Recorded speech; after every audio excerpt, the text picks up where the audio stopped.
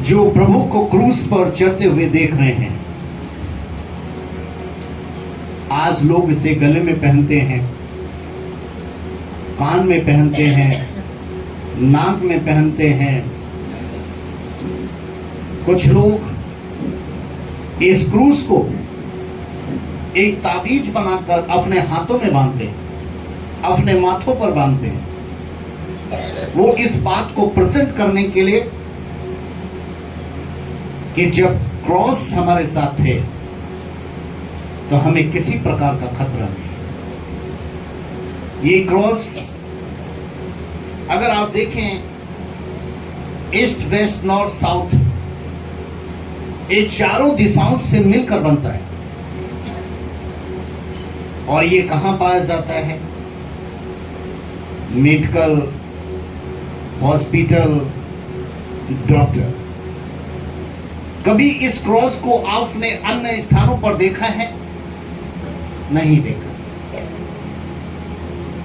क्योंकि ये वो स्थान है और ये इस बात का सिंबल है कि यहां चंगाई मिलती है, यहां डॉक्टर मिलता है, यहां पर मेडिसिन मिलती है।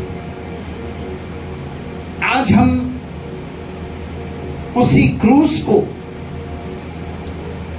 जो पहले के वक्तों में श्रापित लोगों के लिए हुआ करता था, जो देशद्रोही होते थे उनके लिए हुआ करता था, जो बुरे बुरे घृणित काम करते थे उनके लिए हुआ करता था, लेकिन वही क्रूस दुनिया का एक बहुत बड़ा सिंबल बन जाएगा, मार्क बन जाएगा। नोबडी नोस, कोई भी नहीं जानता था। इसलिए हम देखेंगे 1 Corinthians 1st chapter और उसका 18 verses। क्योंकि क्रूस की कथा नाश होने वालों के लिए मूर्खता है। क्योंकि क्रूस की कथा, ये समझ सकते हैं आप कि क्रूस की कथा जो है वो नाश होने वालों के लिए मूर्खता है। आगे, परंतु हम उद्धार पाने वालों के लिए परमेश्वर की सामर्थ्य, पर हम उद्धार पाने वालों के लिए परमेश्वर की सामर्थ्य। जो लोग इस सत्य को जानते हैं कि प्रभु यीशु मसीह क्रूस पर अपने प्राणों का बलिदान क्यों देते हैं, उनके लिए तो ये कथा एक सैल्वेशन है, एक हीलिंग है। लेकिन जो लोग इस कथा पर विश्वास नहीं करते, उनके लिए यह मूर्खता है। और जितने भी लोग थे, उन लोगों को इस क्रूस की कथा के विषय में बताया जाता था, जो गुड फ्राइडे के दिन कंप्लीट होती है।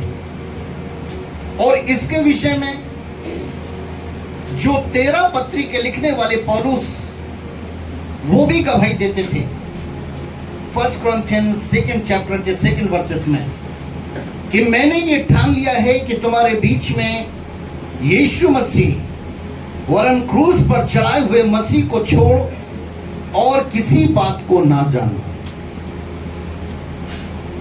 मैं सिर्फ उस प्रभु यीशु मसीह को जानता हूं और जानना चाहता हूं जो क्रूस पर हमारे पापों के लिए चढ़ाया गया, और मैं किसी बात को जानना नहीं चाहता। तो ये एक क्रूस की वो कथा है जो विश्वास करने वालों के लिए उद्धार का कारण है, और जो इस क्रूस की कथा को नहीं समझ पाते तो उनके जीवन के अंदर एक मूर्खता का कारण होता है। 5 दिन परमेश्वर ने सृष्टि बनाई, और सृष्टि बनाने के बाद जब उसे देखा तो ये कहा बहुत अच्छी है, और उसे पास कर दिया। और 6वें दिन परमेश्वर ने मनुष्य को अपने स्वरूप में बनाया, उसे अपनी शकल दी, अपनी समानता दी, अपना स्वभाव दिया और अपनी आत्मा को फूका और वो चलता फिरता प्राणी बन गया। और 7वें दिन परमेश्वर ने विश्राम किया। लेकिन जो 6वां दिन था, ये एक ब्लैक फ्राइडे था, एक कलंक लगाने वाला, एक दाग लगाने वाला। क्योंकि अगर आप 6वां दिन देखें तो 6वां दिन वो होता है जो फ्राइडे का होता है। और आदम और हव्वा ने इसी दिन परमेश्वर के पवित्र वचन को तोड़ा था। और वो 6वां दिन एक मनुष्य जात के लिए जो परमेश्वर की योजना का था, वो एक दाग और धब्बा ठहर गया था। अब सवाल था कि इस दाग को कैसे हटाया जाए। क्योंकि आप समझ सकते हैं कि पृथ्वी बेडौल थी, सुनसान थी, गहरे जल के ऊपर परमेश्वर का आत्मा था, परंतु अंधियारा था। इस अंधियारे को कैसे दूर किया जाएगा? इस दाग को कैसे दूर किया जाएगा? तो पिता परमेश्वर ने एक भविष्यवाणी की। The book of genesis 3rd chapter का 15 वर्सेस में कि स्त्री के वंश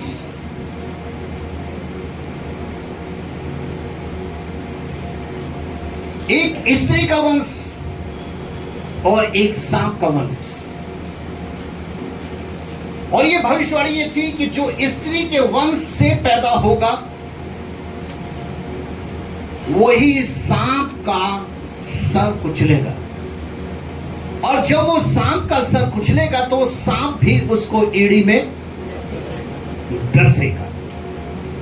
और परमेश्वर का पवित्र वचन के अनुसार जो आदम और हव्वा जिन्होंने परमेश्वर के वचन को तोड़ा था, ये इसी सांप के कारण तोड़ा था। क्योंकि वो धूर्त था और वो आदम की वाटिका में इनको बहका चुका था। इसलिए वो जो 6वां दिन था वो एक कलंक दाग का दिन था। परमेश्वर ने उसके लिए एक योजना बनाई कि अब इस जमीन पर बलिदान लागू होंगे। क्योंकि मनुष्य का मुझसे अलगाव हो चुका है। अब अलगाव तो परमेश्वर कर सकता था, लेकिन जो उसके अंदर परमेश्वर ने आत्मा डाला था, वो आत्मा परमेश्वर का था। और वो आत्मा प्राण को चलाएगा और प्राण शरीर को चलाएगा। इसलिए परमेश्वर ने एक योजना बनाई कि आत्मा भी इनके पास बना रहे, ताकि इनका प्राण भी चलता रहे और इनका शरीर भी चलता रहे। तो परमेश्वर ने वहां पर बलिदान लेकर आया और कहा कि अब हर एक गुनाहगार को, हर एक पापी को जो गुनाह करेगा और पाप करेगा, उससे एक बलिदान चढ़ाना होगा। लेकिन ये बलिदान नर होना चाहिए, पवित्र होना चाहिए और निर्दोष होना चाहिए। और परमेश्वर के वचन के अनुसार लोग बलिदान तो चढ़ाते थे, लेकिन पहली आज्ञा उसे तोड़ते थे जो ये थी कि नर हो। दूसरी आज्ञा को तोड़ते थे जो ये थी कि वो निर्दोष हो और पवित्र हो। और तीसरी आज्ञा को वो ये तोड़ते थे कि ये बलिदान जो चढ़ाएगा, ये वही चढ़ाएगा जो अनजाने में पाप करे। इन तीनों आज्ञाओं को तोड़ा जा रहा था। परमेश्वर के पवित्र वचन का स्मरण नहीं किया जा रहा था कि परमेश्वर के पवित्र वचन को लोग फॉलो करें, पवित्र वचन पर ध्यान दें। क्योंकि वचन के खुलने से ही रोशनी थी, वचन पर मन लगाने से ही आशीष थी। और वचन जो वो भेजता था उसी के द्वारा ही हमें चंगाई मिलती थी। इस वचन को जब तक इंसान अपने हृदय में नहीं रख छोड़ता तब तक वो परमेश्वर के विरुद्ध पाप करता रहता है। इसलिए जब ये पाप होने लगे तो परमेश्वर ने जो क्रूस की कथा, जिसे हम एक गुड फ्राइडे का संदेश जिसे हम सुन रहे हैं, यह आदम की वाटिका में यीशु मसीह के विषय में सबसे पहले भविष्यवाणी हुई कि पाप, मृत्यु और शैतान, इनका अगर कोई सर इस पृथ्वी पर कुचलेगा और खात्मा करेगा तो उसका नाम होगा प्रभु यीशु मसीह, और जो स्त्रियों के वंश से पैदा होगा।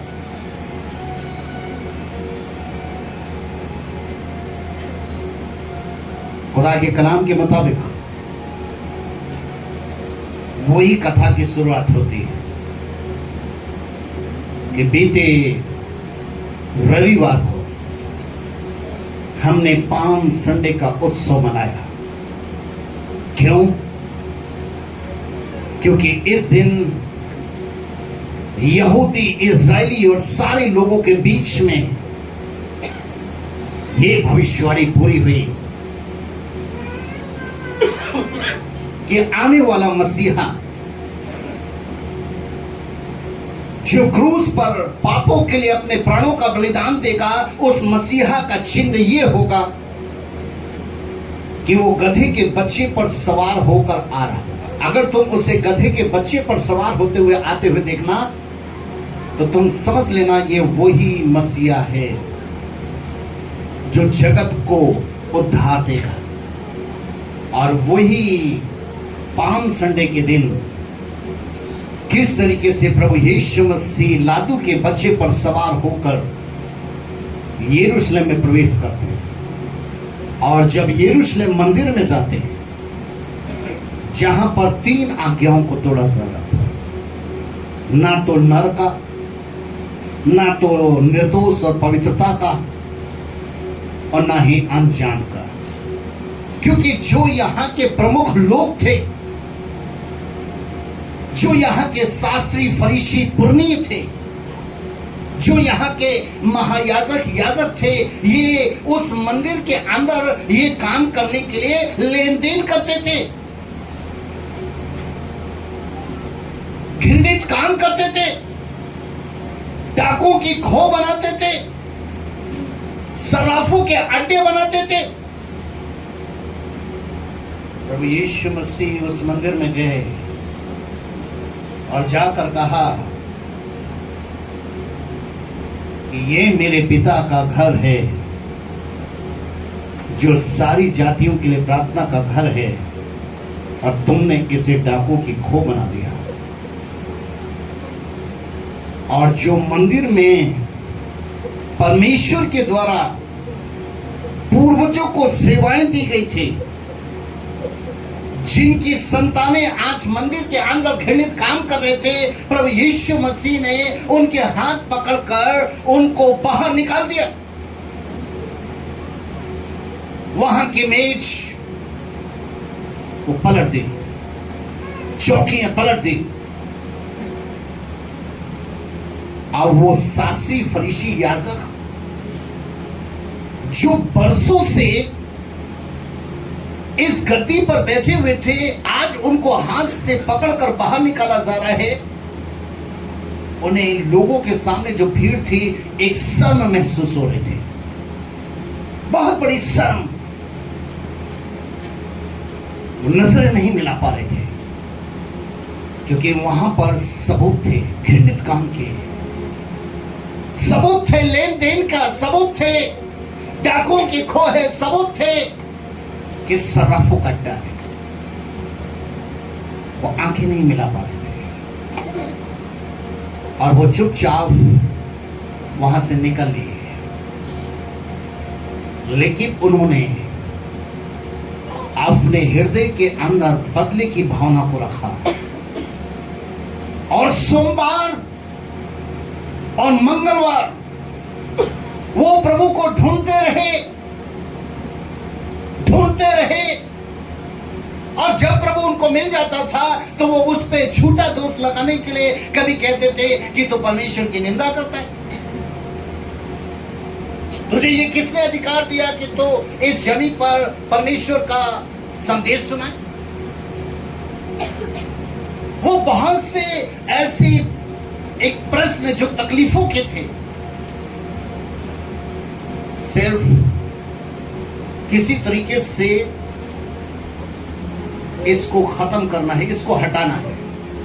सोमवार मंगल तक ये काम चलता रहा, लेकिन परमेश्वर का पवित्र वचन बताता है कि वो सफल नहीं हुए। बुधवार को एक चेला उनके पकड़ में आ गया, जिस चेले का नाम था यहूदा इस्करियोती। उन्होंने उसे 30 चांदी के सिक्कों का लालच दिया और उस पर दबाव बनाया कि तुम यीशु को पकड़ाओगे।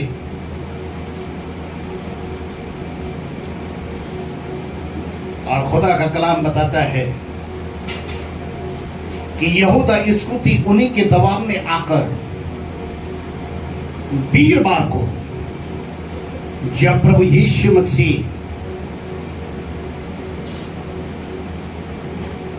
अपने चेलों को फसह का अंतिम भोज खिलाने के बाद गतसमनी बाग में जाकर प्रार्थना कर रहे थे, यहूदा इस्करियोती यहूदियों के जो मेन लोग थे, यहूदी सरदार और रोमी सिपाही, इन्हें लेकर गतसमनी बाग में पहुंच गया और कहा कि हम तुझे पकड़ने के लिए आए हैं, और कब से हम तुझे ढूंढ रहे हैं, जब से तूने हंगामा किया है यरूशलेम के अंदर आकर संडे से। उसने कहा, मुझे क्यों ढूंढते हो? क्या मैं तुम्हारे सामने नहीं हूं? तुम अगर मुझे पकड़ना चाहते हो तो इनकी क्या जरूरत थी, सिपाहियों की क्या जरूरत थी, तुम आप ही आ जाते। तुम मुझे क्यों पकड़ना चाहते हो? उन्होंने कहा, हम इसलिए पकड़ना चाहते हैं क्योंकि तू परमेश्वर की निंदा करता है। और ये कहकर वीरवार, थर्सडे, अब उन्हें सीधे लेकर कहां जाना था? हन्ना महायाजक, उसके पास लेकर गए। और उसको तो पता था कि मंदिर के अंदर ये सारी घटना घट चुकी है, जिससे वो सारे लोग प्रभु के प्रति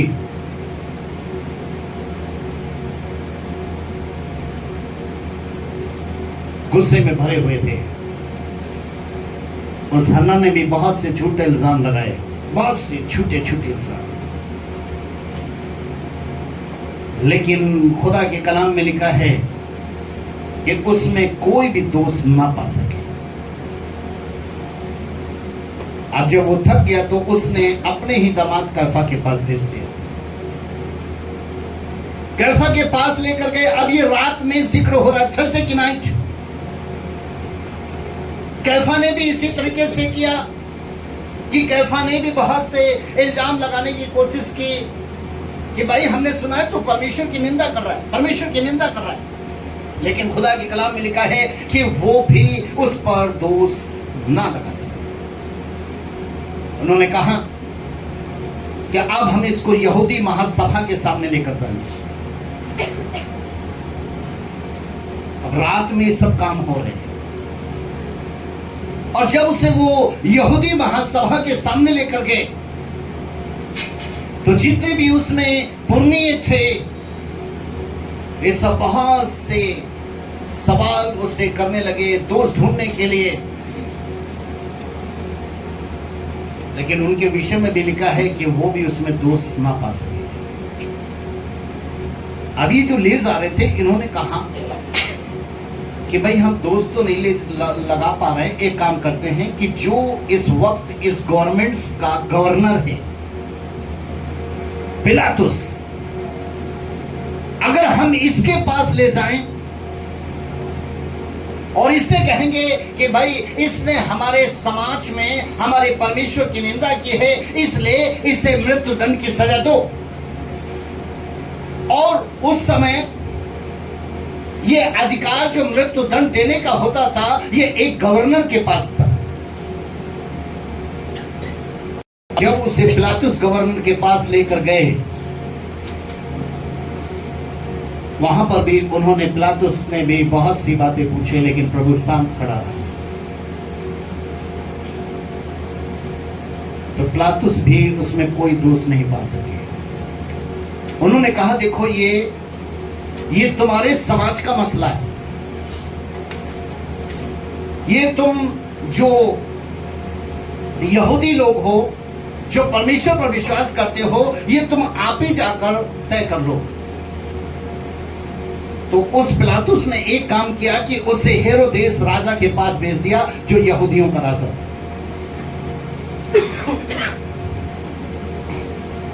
अब देख लीजिए, ये रात में सब काम हो रहा है और समय तेजी से भाग रहा है, लेकिन किसी को भी वो कथा याद नहीं आ रही है जो क्रूस की कथा है कि स्त्री के वंश से पैदा होकर और सांप को कुचलेगा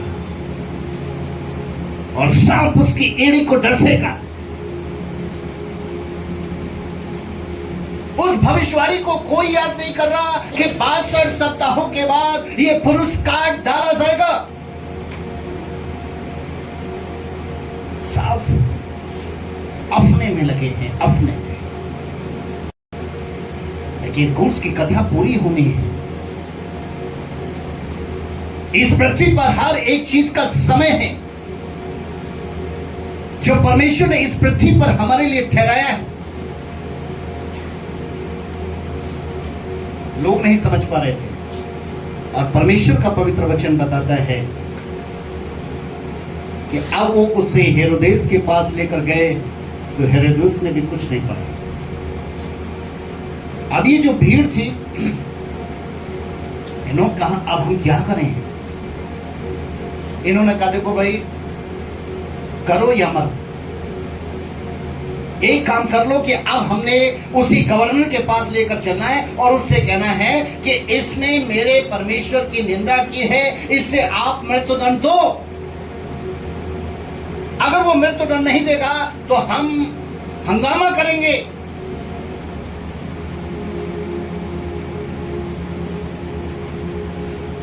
अब जब पिलातुस के पास गए और पिलातुस के सामने उन्होंने रखा इस बात को, तो पिलातुस ने कहा देखो, इसमें मैंने कोई दोष नहीं पाया। अरे आज तुम्हारे लिए फसह का पर्व है,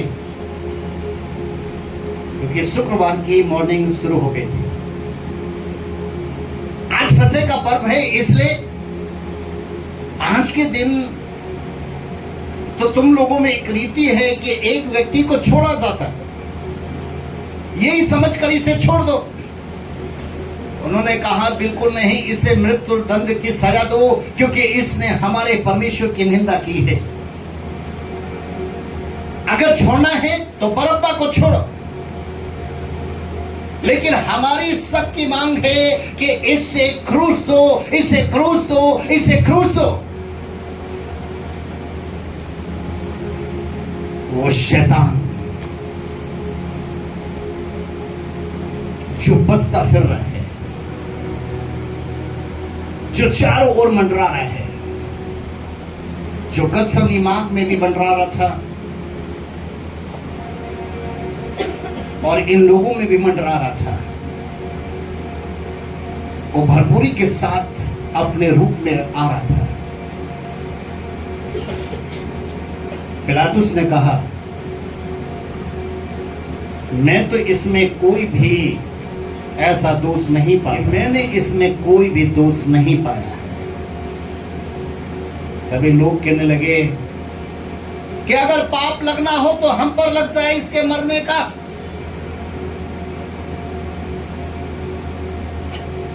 हम मर जाए, हमारा परिवार मर जाए, हम उस श्राप को लेते हैं, उस पाप को लेते हैं। और ये कहकर खुदा के कलाम में लिखा हुआ है कि प्रभु यीशु मसीह को मृत्यु के दंड की सजा सुना दी। और जैसे ही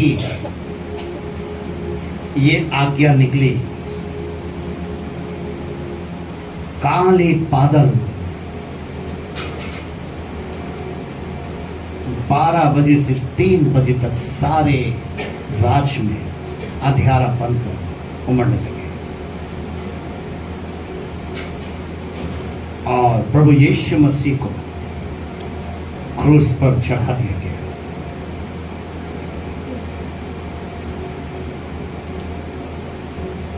उसके साथ क्या हो रहा था? उसके साथ बुरा बर्ताव हो रहा था। कोई उसका ठट्टा कर रहा था, अपने आप को बचा ले। कोई उसको थप्पड़ मार रहा था, कोई उसकी दाढ़ी नोच रहा था, कोई उसके सर पर कांटों का ताज पहना रहा था, और कोई उसके मुंह पर थूक रहा था। क्योंकि शैतान ने पूरी तरीके से उनको लपेट लिया था ऐसा बुरा बर्ताव करने के लिए। लेकिन जानते हैं प्रभु इनके विषय में क्या कह रहा था? ऐसा है कि पुस्तक उसका 50 अध्याय, इन दाढ़ी नोचने वाले, इन थूकने वाले, उसका ठट्टा करने वाले, मारपीट करने वालों के विषय में ये प्रभु क्या कह रहा? 6वीं और 7वीं आयत सुनिए। मैंने मारने वालों को अपनी पीठ और गलमोछ नोचने वालों की ओर अपने गाल की। मारने वालों को मैंने अपनी पीठ सौंपी कि इसमें जितने कोड़े लगा सकते लगाओ, और दाढ़ी नोचने वालों की ओर से मैंने अपने मुख को नहीं फेरा। तूने और उनके थूकने से मैंने मुंह न छिपाया। उनका मुझे अपमान देने से या मेरे मुंह पर थूकने से मैंने अपना मुंह नहीं छुपाया, क्योंकि प्रभु यहोवा मेरी सहायता करता है। क्योंकि यहोवा परमेश्वर मेरी सहायता कर रहा है। इस कारण मैंने संकोच नहीं किया। इस कारण मैंने संकोच नहीं किया, वरन अपना माथा चकमक के समान खड़ा किया। वरन अपने माथे को एक रोशनी के समान, उद्धार का ठोफ चकमक के समान किया। क्योंकि मुझे निश्चय था कि मुझे लज्जित होना ना पड़ेगा। प्रभु ने कहा क्योंकि मुझे निश्चय था कि मुझे लज्जित नहीं होना पड़ेगा।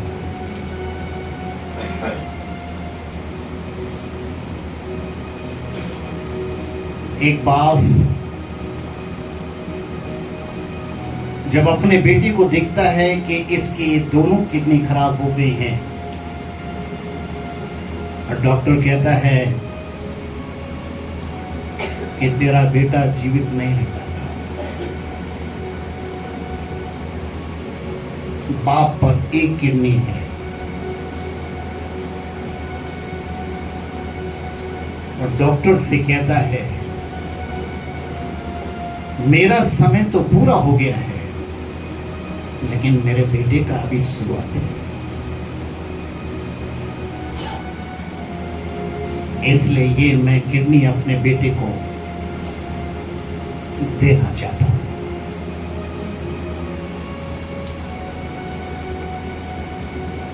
एक तरफ बेटे की अर्थी जारी है, एक तरफ बाप की अर्थी जारी है,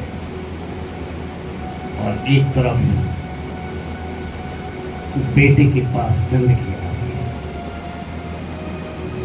है। लोग समझ नहीं पा रहे हैं कि यीशु कितना प्रेम करने वाला है।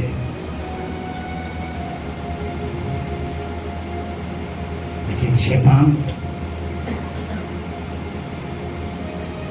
वो किसी भी तरीके से नहीं चाह रहा था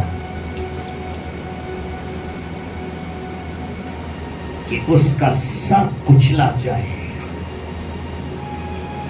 वो भरसक प्रयास कर रहा था कि ये योजना रोक दी जाए, लेकिन खुदा के कलाम के मुताबिक जब उसे लज्जित करके क्रूस पर चढ़ा दिया तो प्रभु यीशु मसीह ने 7 वाणियों को बोला। अंतिम वाणी, जब कोई इस जमीन पर मरता है तो आखिरी शब्द उसके बहुत इंपॉर्टेंट होते हैं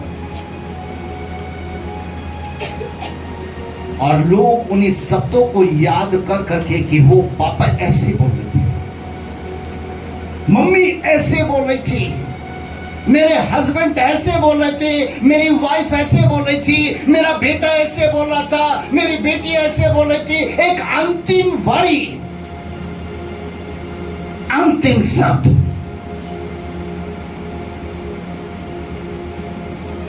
इन शब्दों में पहला शब्द जो बाल नोच रहे हैं,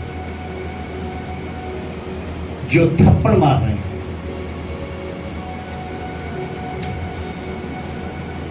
जो मजाक बना रहे हैं, जिन्होंने चाबुक चलाए हैं, जिन्होंने मुंह पर थूका है, जिन्होंने क्रूस पर उसे चढ़ने की सजा सुनाई है, जिन्होंने झूठे इल्जाम उस पर लगाए हैं, उसने पहली वाणी में कहा परमेश्वर के पवित्र वचन के अनुसार लूका 23:34 में, हे पिता इन्हें क्षमा करो क्योंकि ये नहीं जानते ये क्या कर रहे हैं। ये बहुत इंपॉर्टेंट वाणी थी, बहुत इंपॉर्टेंट, क्योंकि अब जिस पाप के कारण मनुष्य का परमेश्वर से अलगाव हो चुका था, परमेश्वर के सामने वो घृणित था, परमेश्वर के सामने पापी था, प्रभु यीशु मसीह ने पहली वाणी में यही कहा, इन्हें क्षमा कर दो। और पिता ने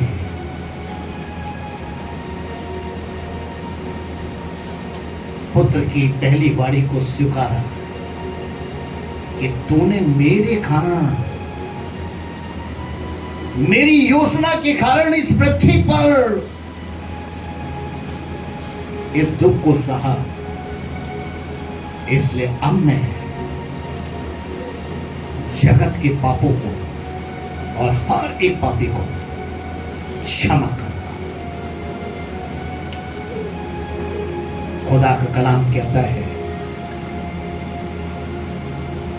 कि दूसरी वाणी में भी कुछ था, बीच में प्रभु था, लेफ्ट और राइट 2 चोर थे।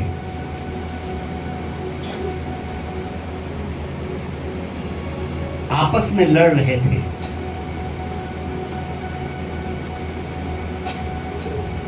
लेकिन जो दूसरा चोर था वो प्रभु को देख रहा था।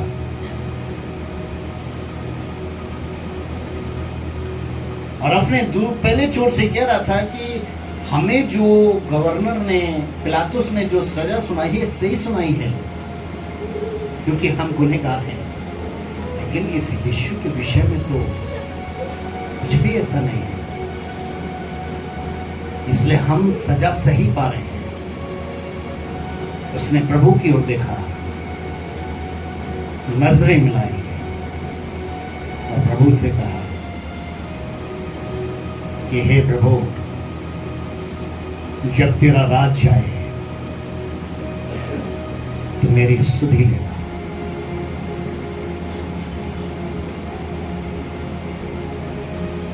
कोई पहचान नहीं पा रहा। ये शास्त्री, ये फरीसी, ये पुरनी, ये महायाजक, जो धर्मशास्त्र के ज्ञाता, धर्मशास्त्र को सुनाने वाले लोग, ये नहीं जान पा रहे हैं। लेकिन ये चोर एक सच्चा पश्चाताप कर रहा है कि जब तेरा राज आए तो मेरी सुधि लेना। प्रभु ने कहा 23 लूका 23:43 में, मैं तुझसे सच कहता हूं, आज ही तू मेरे साथ स्वर्गलोक में होगा।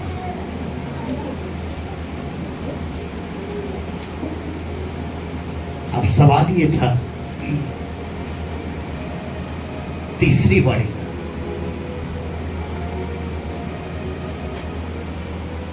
कि उसने देखा कि वहां पर कुछ स्त्रियां खड़ी हैं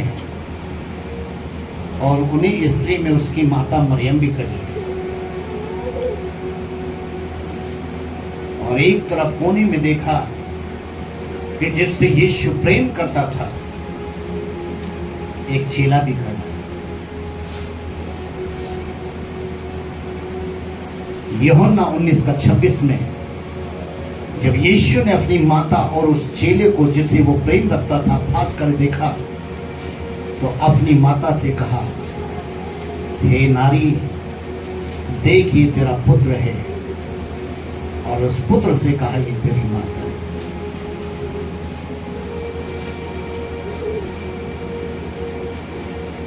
दूध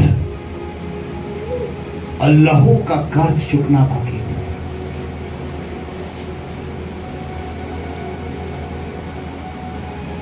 जो उसने अपनी मां के दूध को पिया था, और वो लहू उस कर्ज को कैसे पूरा करेगा?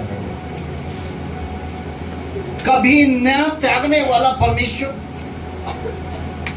कभी न छोड़ने वाला परमेश्वर, आज वही प्रभु यीशु मसीह अपनी माता से कह रहा है कि ये चेला अब तेरा पुत्र होगा, और उस चेले से कह रहा है ये तेरी माता होगी। एक अच्छा प्रबंधक, जिम्मेदारी,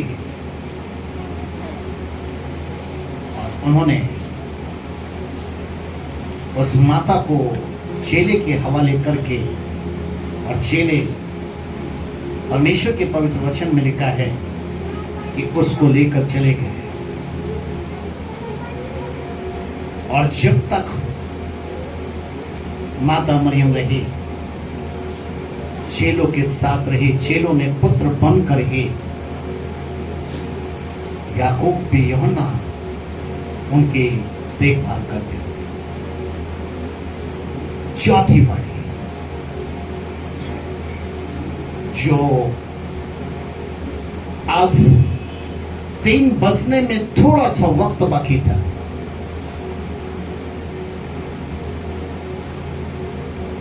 और जैसे ही प्रभु यीशु मसीह पिता के कार्य को पूरा करते जा रहे थे, उन भविष्यवाणियों को पूरा कर रहे थे, उसके बाद ही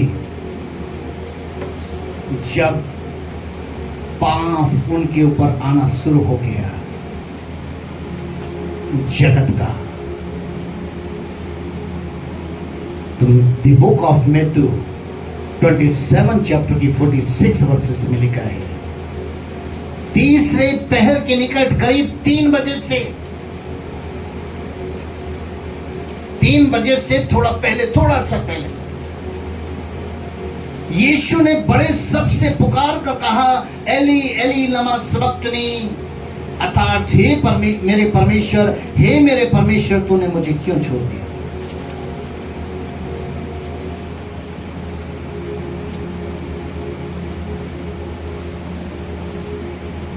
खुदा के कलाम में लिखा है कि तुम्हारा बुलाने वाला पवित्र है, इसलिए तुम भी पवित्र बनो। खुदा के कलाम में लिखा है कि उसकी आंखें इतनी शुद्ध हैं कि वो अशुद्धता को नहीं देख सकती। और जब पाप प्रभु यीशु मसीह पर आ चुका था तो पिता ने पुत्र से अलगाव कर लिया था। द बुक ऑफ साम 88, वो प्रार्थना जो अभी हमने आपके सामने की थी, पढ़ी थी, उसे पूरा किया। और खुदा के कलाम के मुताबिक आप 5वीं वारी थी।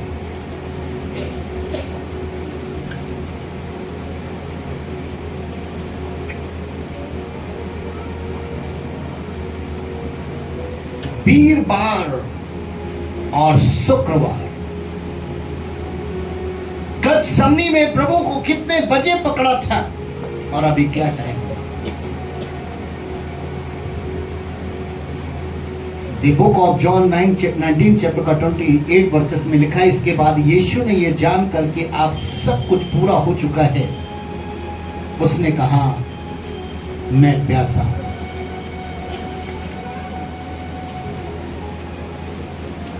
वीरवार की शाम से लेकर करीब 3 बजने वाला था और बगैर पानी के था और उसके तालू चपक गए थे और खुदा के कलाम के मुताबिक तभी उसने कहा मैं प्यासा हूं।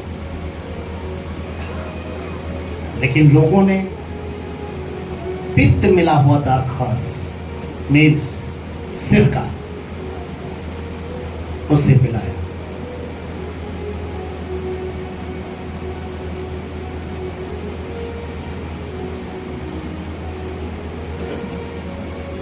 छठवीं वारी है 19 chapter, the book of John 19 chapter का 30 वर्सेस में जब यीशु ने वो सिरका लिया तो कहा पूरा हुआ।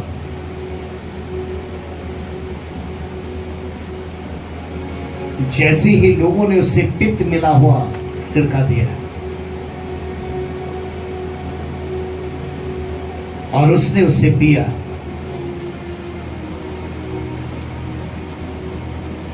तभी प्रभु ने जान लिया कि मेरी प्यास मेरे पिता परमेश्वर के द्वारा जगत के लोगों में पूरी होगी। परमेश्वर के पवित्र वचन में लिखा है, और जो पाप की सजा का मृत्युदंड ठहराया गया था कि जो पाप करेगा वो निश्चय मरेगा, अब मैं उसे पूरा करने के लिए जा रहा हूं। ये मेरी प्यास है। लेकिन लोग समझ नहीं पा रहे कि जो खुद जल है वो प्यासा कैसे नदी रह सकती है। लेकिन पिता परमेश्वर की वो भविष्यवाणी है कि अब जगत के लोगों का उद्धार होगा, उन्हें क्षमा मिलेगी। मैंने पिता के कार्य को पूरा किया। वो इसलिए कह रहा था कि अब मेरी प्यास बुझेगी। जो जगत में मैं प्यासा था, आज मेरी प्यास बुझेगी। लूका की किताब उसका 27 चैप्टर की 23 चैप्टर की 46 वर्सेस में लिखा है, और यीशु ने बड़े शब्द से पुकार कर कहा, हे पिता, मैं अपनी आत्मा तेरे हाथों में सौंपता हूं। और ये कहकर उसने प्राण छोड़ दिए।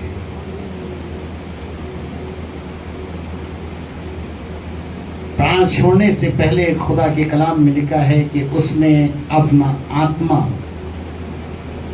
परमेश्वर को सौंपा। क्यों? क्योंकि मनुष्य का आत्मा परमेश्वर का दीपक है, और वो दीपक हमेशा रोशनी में रहने के लिए प्रभु यीशु मसीह ने अपने प्राण त्यागने से पूर्व अपने पिता को सौंप दी। वो इसलिए सौंप दिया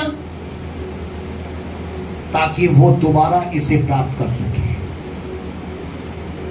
क्योंकि खुदा के कलाम में लिखा था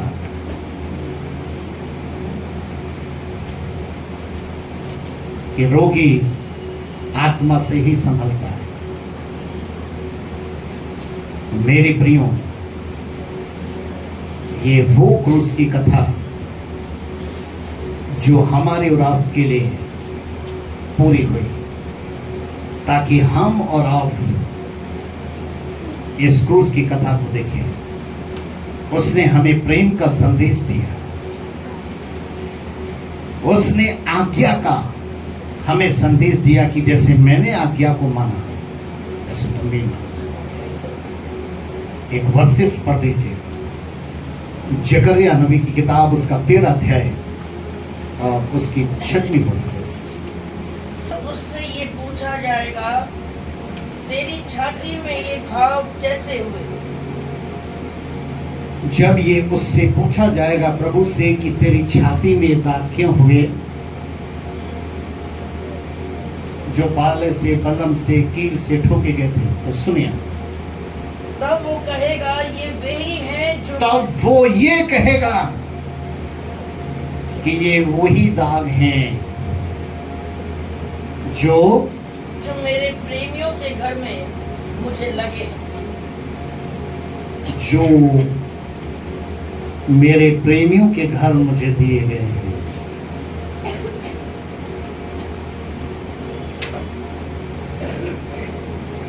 उसने तो हमें क्षमा किया, उसने हमें उद्धार दिया, उसने अपनी जिम्मेदारी को पूरा किया, उसने पिता के कार्य को पूरा किया, अपने आत्मा को प्रभु के हाथ में सौंपा, तब प्राणों को त्यागा। और अब यहीं पर क्रूस की कथा पूरी हुई कि प्रभु यीशु मसीह ने